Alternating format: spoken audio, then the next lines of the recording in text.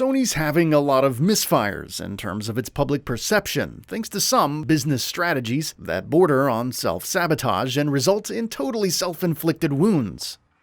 But the PS5's momentum cannot be stopped, and for good reason. When it comes down to it, the reason these gaming systems manage to sell like they do, or generate the loyalty among their fans that they do, is because of the games they play host to. Sony, for all their failings, are now at a point where they are routinely delivering industry-defining games. Even the PS5's launch year, a period which is traditionally dry for exciting new games, has seen Sony deliver Demon's Souls, Spider-Man Miles Morales, Sackboy: A Big Adventure, Returnal, and Ratchet and Clank Rift Apart. And now, Sony is about to show us the next wave of PS5 software. For far too long, PlayStation fans have complained about Sony's silence, and how the company won't share what's in the pipeline for the $500 machines they have just bought on faith. The good thing is, now, Sony is about to show us what's behind the curtains with their upcoming PlayStation event. Obviously, it's hard to know exactly what we can expect from this show, but there are some predictions we can make, based on rumors, educated guesses, precedents, and just plain old wishful thinking at times. Honestly, if even half of this list shows up at Sony's event, we'll be satisfied. If they manage to pull through with all of them, we'll be ecstatic. So without further ado, here's what to expect. The Last of Us Remake. From recent, well-sourced reports, we know that Sony is supposed to be working on a remake of the seminal The Last of Us. Whether or not this is a considered decision is now water under the bridge. No matter what one thinks of whether the excellent 2013 game, which still holds up, needs a remake, it is apparently getting one. And if it is, we might get to see it at this event. It'll be really interesting to see what changes, if any, the game has over the original. The Last of Us is one of the most beloved games of all time, and single-handedly defined Sony's entire first-party approach from there on. It also holds up remarkably well. So, what will the remake bring to the table? Are we looking at adopting Part 2's amazingly realized sandbox-style encounters? Will there be any changes made to the story? We're pretty excited to see what comes of The Last of Us's remake at this point, and we hope Sony brings the goods. The Last of Us Part 2 Factions. Of course, The Last of Us Remake will probably not be the only new entry in that franchise we see at this event. Sony and Naughty Dog have been teasing the multiplayer component of Part 2, which was expanded in scope to be a standalone product, for a while now, and we still haven't seen anything of it. We've barely had official acknowledgement for it. So, the time has come. If this thing is still happening, the PS event is where Sony should take the curtains off and finally reveal how The Last of Us multiplayer will be evolving in the next generation. Personally, given how mechanically sublime The Last of Us Part 2 is, I can't wait to see what a multiplayer game based off of it will be like. Forspoken.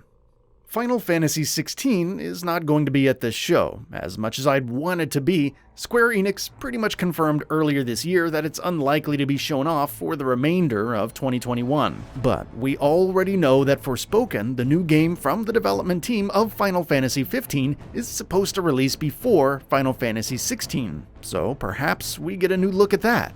There are a lot of questions about this game, which is promising to deliver an open-world action RPG unlike any Square Enix has ever attempted in the past. And maybe a deeper dive into what the game might deliver will help stoke the fires of hype.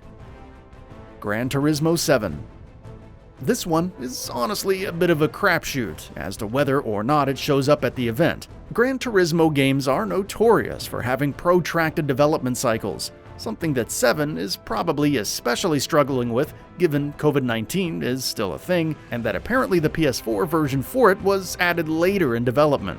Past Gran Turismo games have often skipped showings at events until nearer to release. Depending on the state of the game right now, there's a possibility that Gran Turismo 7 is a no-show here as well. However, presumably we will get something for the game here, a short trailer or a gameplay demo around one track perhaps. Like I said, it's hard to nail this one down, but Gran Turismo is Sony's oldest active franchise, and I'm sure there are many who would be delighted to see it. BLUEPOINT Games. Is Sony actually acquiring BLUEPOINT Games? Who knows anymore? When announcing the acquisition of Housemarque earlier this year, PlayStation Japan's Twitter account accidentally also shared news indicating BLUEPOINT had been similarly acquired. But that was quickly deleted, and BLUEPOINT continues to be independent, with no official acknowledgement of that goof since. Was it a goof? Who knows? Maybe Sony announces BLUEPOINT joining the PlayStation Studios family at this event. Maybe there is no acquisition, but at the very least, we get to see what game they're working on next, whether it be a remake of some other classic Sony property or something new entirely. New games from Sony's new partnerships. Over the last few months, Sony has been announcing new partnerships for exclusive games with newly set up studios, most prominently Haven Studios. We haven't seen or heard anything from these new games these studios are supposed to be working on, even though we do know that Sony is apparently relying on their expertise with multiplayer games to compensate for the weakness of those styles of games in their own first-party lineup. Once more, if these games are anywhere close to being shown, this Sony event is as good a place as any. Hopefully we see at least one of them soon. Bloodborne Remaster. People have been trying to will a Bloodborne remaster into existence for almost half a decade now, ever since the PS4 Pro in fact. They have good reason to. Bloodborne is an amazing game, but it suffers from being technically fairly, shall we say, lacking.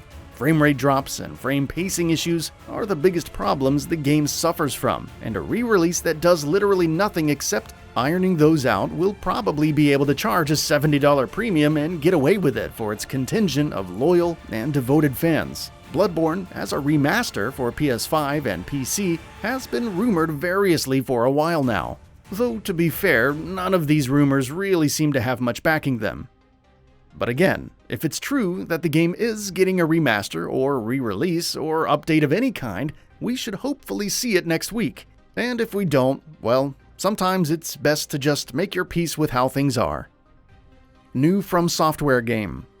In the PS3 and PS4 eras, Sony partnered with FromSoftware to deliver a generation-defining game each time that would drive core gamers to their consoles. Demon's Souls for PS3 and Bloodborne for PS4. Recent reports indicate they are teaming up with FromSoftware again for a hat trick, which sounds extremely exciting, although a lot of questions remain about whether or not there is any veracity to this rumor. For starters, given that all of From have been pulled into trying to get Elden Ring out the door, who exactly is working on this new game? Secondly, given that Bloodborne and Demon's Souls were both FromSoftware and Sony Japan Studio co-productions, a fact that tends to often be forgotten, who exactly is working with From on this game? Sony Japan is closed now, because Sony, in their infinite wisdom, decided to shut down their oldest internal development studio. Is there even any truth to this rumor? I really hope so, because, as I said, the last two times Sony and From joined forces, they delivered among the greatest games of all time. I'd love another one of those. WIPEOUT. Something that somehow feels even unlikelier than a new FromSoftware partnership is a new WIPEOUT game. And yet, a new WIPEOUT game was part of a lot of the same reports that reported on the new From title.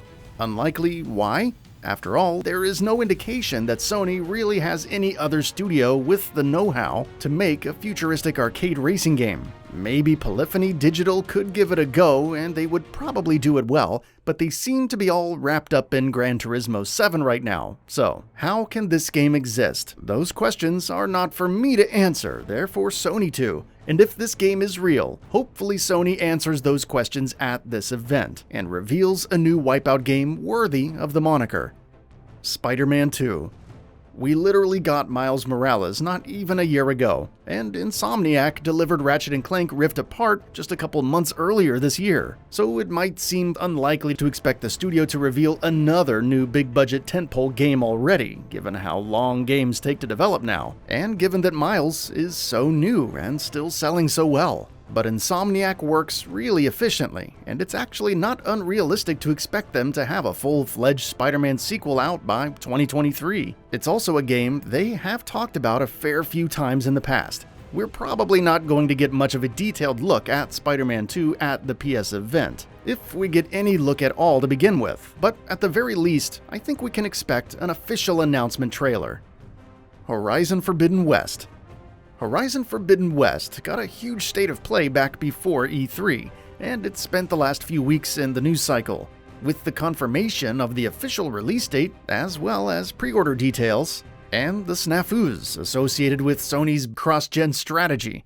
But what we haven't gotten in a while is a new look at the game itself, which we probably will at Sony's event. To be honest, we probably won't see a lot of it, and Sony will presumably not want to linger on it too much, since it has been in the news cycle, and since Sony will probably want to talk about stuff we don't have as many details on.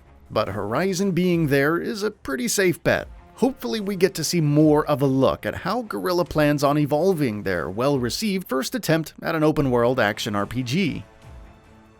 God of War. You knew we were going to save this for the end, because that's probably what Sony is going to do as well.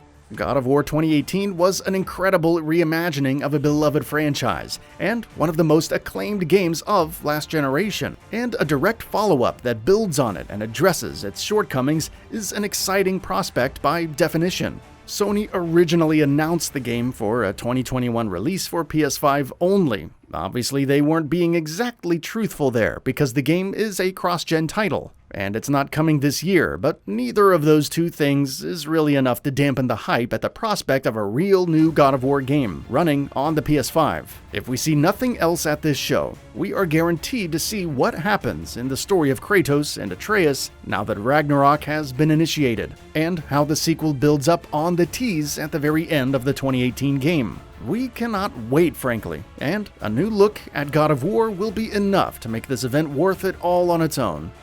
That's all for now. If you enjoy what you saw, please hit the like button. And if you're new to the channel, now is a great time to subscribe. We upload brand new videos every single day. After subscribing, don't forget to enable all notifications by clicking the bell icon. Thanks for watching this video, and we'll see you next time, right here on GamingBolt.